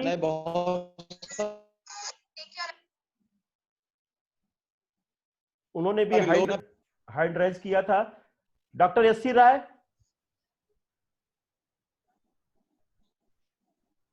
राय भी है इसमें? हाँ, राय जी ने भी कुछ प्रश्न पूछा है। पूछे राय जी, पूछिए। राय जी अपना माइक अनम्यूट करके प्रश्न पूछिए। तो एक काम करो ना, ये डॉक्टर ममता वाजपेयी छतरपुर से, इनका प्रश्न आया है कि जो लेबर छतरपुर में आए हैं, नहीं आ रही आवाज, नहीं आ रही। हेलो, हाँ सर, बोलिए राय साहब। हाँ, ये डॉक्टर ममता वाजपेयी छतरपुर का प्रश्न आया है जी कि जो लेबर आए हैं शहर से, वो दोबारा वापस